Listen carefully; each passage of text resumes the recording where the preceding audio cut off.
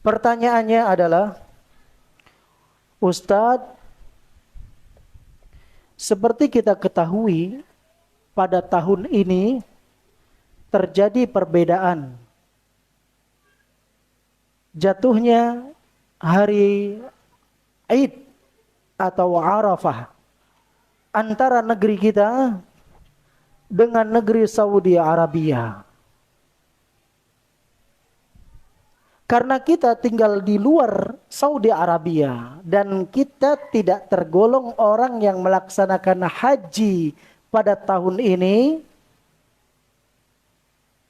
bagaimana sikap kita untuk menghadapi fenomena yang akan datang? Penting atau tidak? Penting.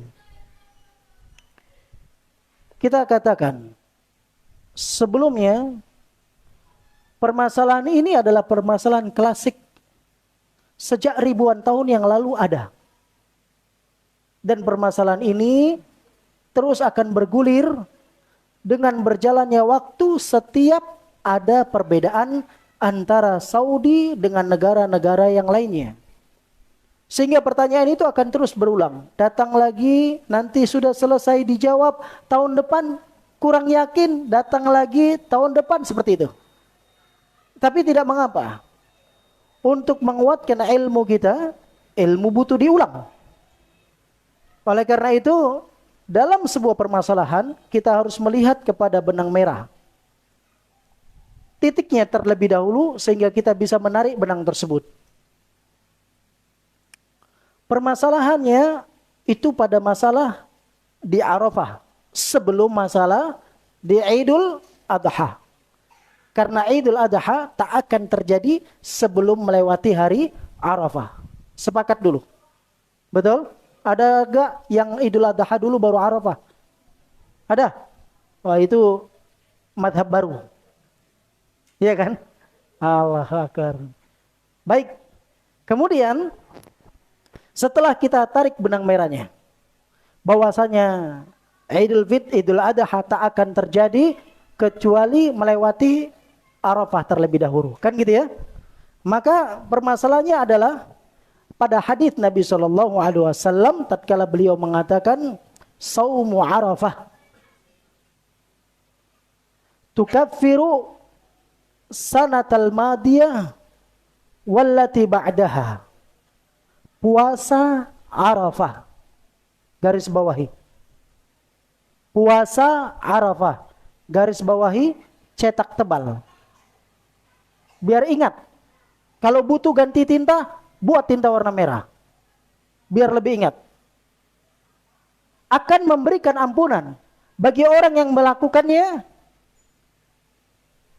Diampunkan dosa setahun yang lalu dan yang akan datang. Betul? Pertanyaannya, puasa Arafah itu terkait dengan tempat atau dengan waktu?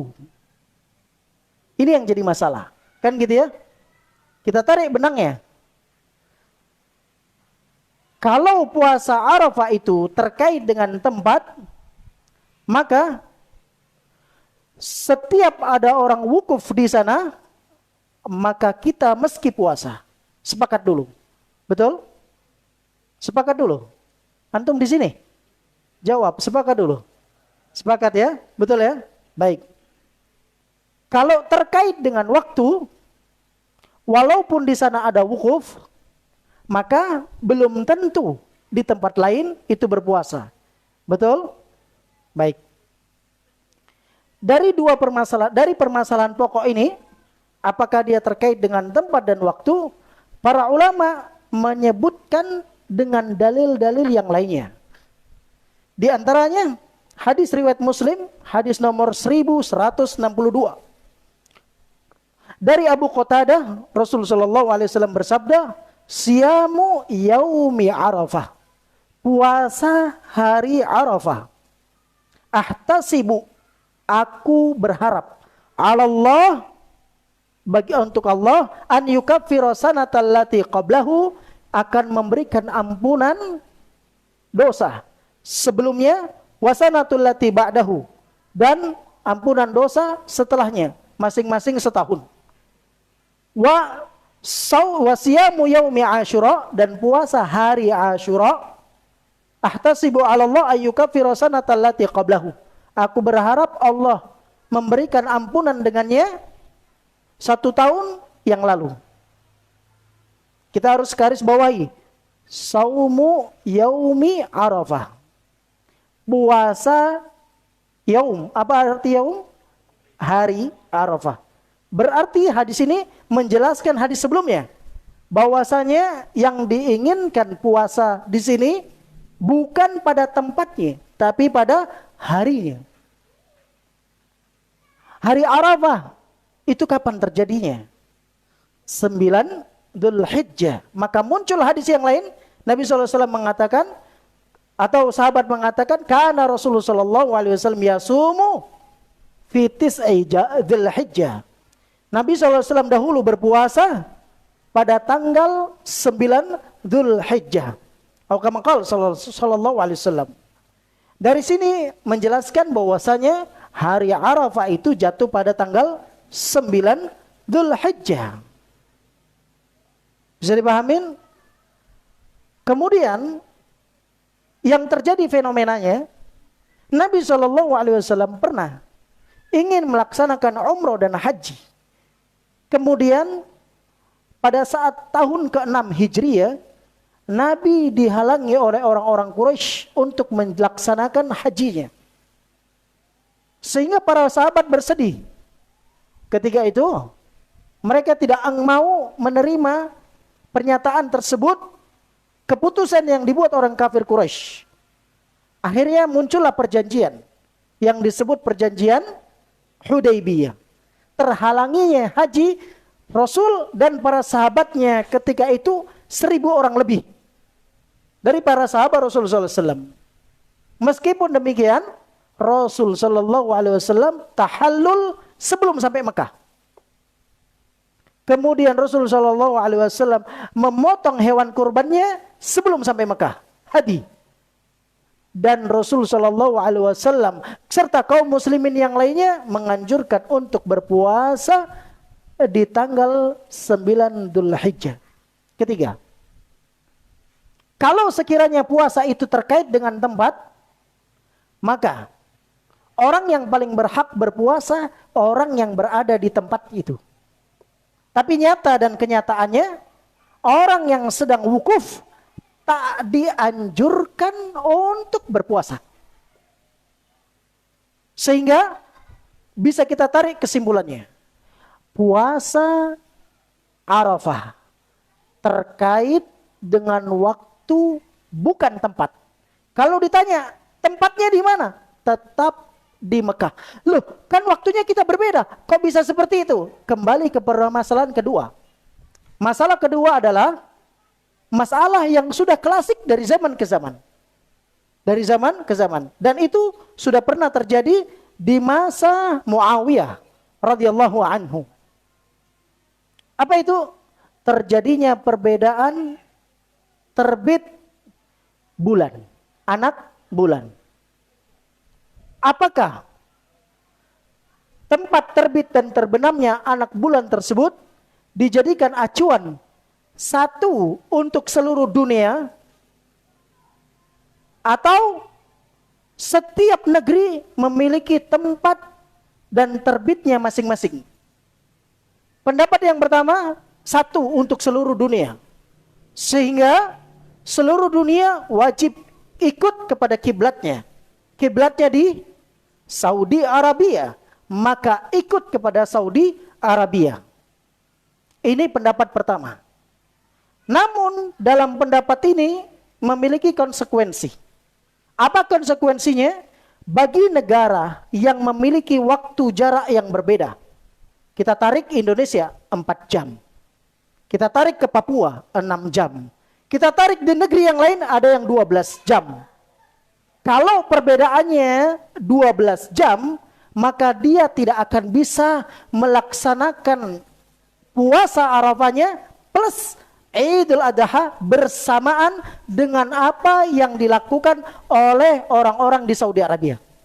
Bisa dipahami teman-teman? Bisa? Baik. Kalau kita kembali kepada pendapat yang kedua. Pendapat yang kedua, setiap negeri memiliki tempat terbit dan terbenamnya masing-masing. Maka semua bisa melakukannya sesuai dengan tanggal yang mereka tentukan tatkala melihat anak hilal tersebut. Anak bulan tersebut yang disebut dengan hilal.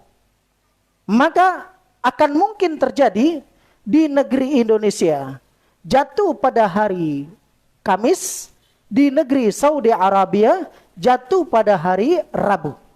Akan mungkin terjadi. Sehingga bagaimana sikap kita untuk menghadapi ini? Maka kita berpuasa dan melaksanakan sholat Idul Adhanya sesuai dengan tempat terbit dan terbenamnya masing-masing negeri. Yang jadi masalah yang kedua, pengaturan yang demikian itu dikembalikan prioritinya kepada kepala negara. Kepala negara inilah yang bisa mempersatukan rakyatnya, umatnya. Sehingga agar menjadi satu suara, maka dikembalikan kepada pemimpinnya. Pemimpinnya melakukan sidang dan rapat paripurna. Kemudian mereka meletakkan alat-alat untuk menyaksikan anak bulan tersebut. Dan mereka tentukan sesuai dengan ilmu yang mereka miliki dan pengetahuan yang mereka memilikinya, dan ditimbang dengan hukum syar'i yang mereka miliki sampai muncullah sidang isbat ketentuan sebuah negara. Kalaupun itu salah, maka bentuknya ijtihad. Bagi orang yang mujtahid, kalau dia salah, dia dapat satu pahala. Yang mengikutinya tidak mendapatkan apa-apa. Bagi orang yang mujtahid, apabila benar, dia mendapatkan 2 pahalanya. Yang mengikutinya, dia mendapatkan 1 pahalanya. Bisa dipahamin? Kewajiban bagi kita untuk taat kepada pemimpinnya. Tak ada kewajiban taat kepada fulan. Partai fulan. Allah katakan dalam Al-Quran, ya ayyuhalladzina amanu ati'ullah wa ati'ur rasul wa ulil amri minkum. Wahai orang-orang yang beriman, taat kalian kepada Allah, taat kepada Rasul. Lihat, Allah dan Rasulnya disebut dengan, diucap dengan lafaz taat. Berarti taat kepada Allah, taat kepada Rasul mutlaqan. Adapun taat kepada pemimpin tidak disebutkan lafaz taat. Wa ulil amri minkum. Sehingga para ulama mengatakan ketaatan kepada pemimpin terikat dengan ketaatan kepada Allah dan Rasulnya. Apabila ketaatan tersebut menyelisihi hukum syariat, maka tak ada ketaatan kepada makhluk dalam kemaksiatan kepada Sang Khalik. Karena dia seorang pemimpin, tidak taatnya seorang rakyat dengan pemimpin bukan berarti dibolehkan untuk memberontak. Bisa dipahamin? Adapun yang mengambil pendapat yang lain, dikhawatirkan ikut pendapat kelompok ini, kelompok itu, kelompok ini, kelompok itu. Tak ada dalil agar kita mengikut mereka. Allah hanya katakan ati Allah wa ati'ur rasul wa ulil amri minkum. Kalau sekiranya saya mati, kemudian Allah bertanya, kenapa kamu melaksanakan Id? Hisabnya, kenapa kamu melaksanakan Id? Seperti yang dilakukan dengan pemimpinmu. Saya akan menjawab dengan tegas, karena engkau ya Allah telah memerintahkan kami di dalam firman-Mu taat kepada Allah, taat kepada Rasul dan pemimpin. Betul? Tetapi bagi orang yang tidak ikut dengan yang ini, kita keluarkan pendapat yang kedua. Kenapa kamu melakukan sholat Id tidak seperti apa yang dilakukan oleh pemimpinmu? Apa mau jawab? Apa mau jawab? Gak bisa jawab. Dalam hadis Nabi SAW, man nukisa udhib. Barang siapa yang hisabnya didebat oleh Allah, dia akan diadab. Mau ikut siapa? Oleh karena itu, kalau kita ikut dengan pemimpin, lepas tangan. Kalau pemimpin salah, dapat 1 pahalanya. Kalau pemimpin benar, dapat 2 pahalanya. Kita lepas tangan. Dan ini zona aman. Bagi orang yang pingin cari zona aman, ambil yang ini. Bagi orang yang pingin cari zona yang masih deg-degan. Apa itu deg-degan? Duk, duk, duk, duk. Kalau jantung bukan gitu ya. Lihat Pak ya. Lup, dup, gitu dok ya. Kalau jantung bunyinya bukan duk, duk. Tapi lup, dup. Kalau pengen seperti itu, ambil yang membuat engkau deg-degan. Kan gitu ya? Baik. Kesimpulannya berarti, pokok masalahnya ada di 2 hal. Yang pertama, apakah apakah puasa Arafah terkait dengan waktu atau tempat? Jawabannya terkait dengan waktu. Apakah melaksanakan Idnya terkait dengan ngikut dengan satu untuk seluruh dunia, atau semua masing-masing memiliki matlaknya, memiliki tempat terbit terbenamnya? Maka jawabnya masing-masing memiliki matlak dan terbenamnya. Siapa yang menentukan? Tak ada lain, hak priority pemimpinnya. Hadisnya, lihat.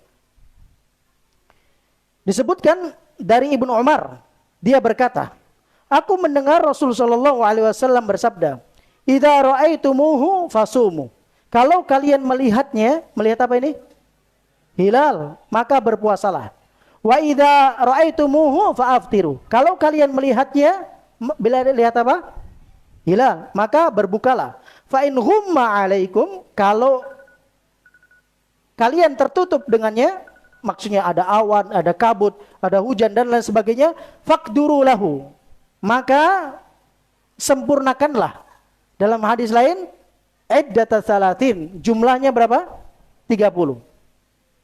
Kemudian dilanjutkan, hilal di negeri masing-masing menjadi patokan. Itulah yang diinginkan dalam hadis tersebut. Yang menguatkan akan yang demikian, sebuah riwayat dari Quraib bahwasanya Ummu Fadl bintu Al-Harith pernah menyuruh untuk menemui Muawiyah di Syam dalam rangka menyelesaikan suatu urusan. Quraib melanjutkan kisahnya. Setibanya di Syam. Syam di mana ini? Kita anggap saja Syam satu negara. Syam di mana? Anggap saja di Suriah, ya. Setampainya dia di Syam, Quraib melanjutkan kisahnya. Setibanya di Syam, saya selesaikan urusan yang dititipkan Ummu Fadl.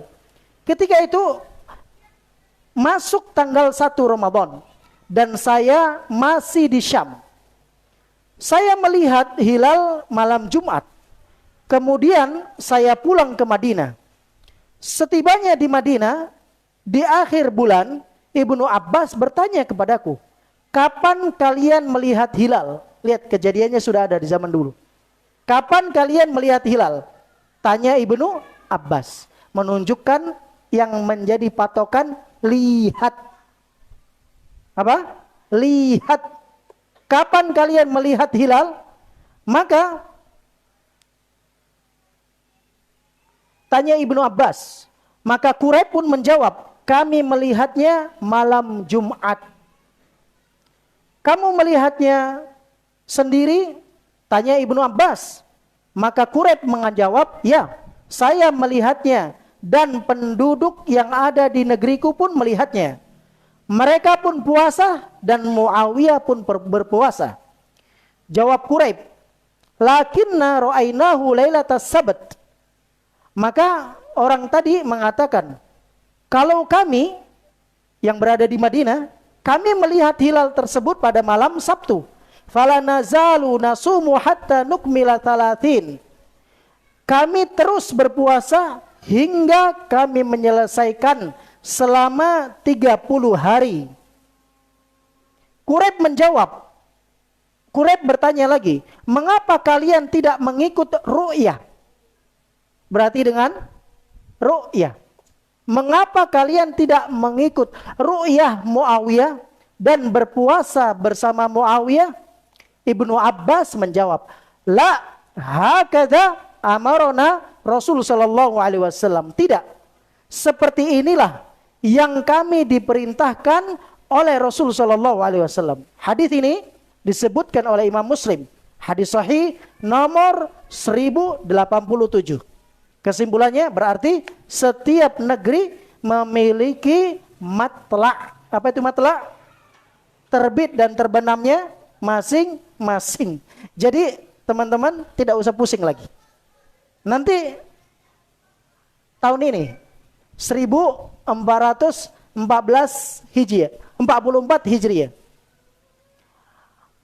Kapan kita melaksanakan Idul Adha di negeri tercinta Indonesia Raya? Tanggal 29 yang ditentukan oleh Masehi. Kan gitu ya. Adapun kalau ketentuan Hijriah ya tetap tanggal 10. Kan gitu ya. Kita mau lihat ini perbedaannya. Tanggal 29 bulan berapa? Bulan Juni. Juni ya. Bulan Juni 2023. Bertepatan dengan tanggal 10 Dzulhijjah 1444 Hijriah di hari Kamis. Betul? Sepakat antum ini? Saya sudah sampaikan. Allahumma syahad. Ya Allah, saksikan ya Allah. Saya sudah sampaikan. Ilmu yang saya miliki, tanggung jawab saya hanya menyampaikan kepada teman-teman. Praktek semua punya tanggung jawab di hadapan Allah Azza wa Jal. Ingat, jangan bikin deg-degan. Susah jawabnya. Kalau antum ikut yang ditentukan oleh pemimpin pemerintah kita, tinggal jawab saja seperti yang di dalam Al-Quran. Surat apa? Surah An-Nisa ya. Ayat berapa? Biar jelas. Ayat berapa?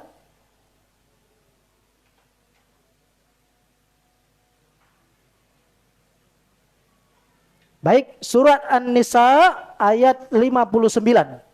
Teman-teman, kalau masih itu kan pemimpin yang A, yang B, yang C, kurang puas, buka sendiri tafsir Ibnu Katsir. Kurang puas, buka tafsir Sa'di. Kurang puas, buka tafsir At-Tabari. Kurang puas, tafsir Jalalain. Kurang puas, tafsir Ibnu Utsaimin. Kurang puas, buka semua buku tafsir. Pasti mereka akan mengatakan pemimpin siapa saja yang telah ditunjuk menjadi pemimpin wajib taat kepada pemimpin selama tidak menyelisihi syariat Islam. Bisa dipahami teman-teman? Baik. Pokoknya saya sudah sampaikan. Tugas saya hanya menyampaikan. Akhirnya saya katakan, Allahumma syahad. Aku sudah sampaikan. Fal yuballigh al-hadiru minkumul ghaib. Hendaknya orang yang hadir di antara teman-teman sekalian menyampaikan kepada yang tidak hadir. Itu ucapan Nabi SAW tatkala beliau berkhutbah di padang Arafah. Saya ulang, fal yuballigh al-hadiru minkumul ghaib. Hendaknya orang yang hadir di antara kalian menyampaikan kepada yang tidak hadir. Barakallahu fiik.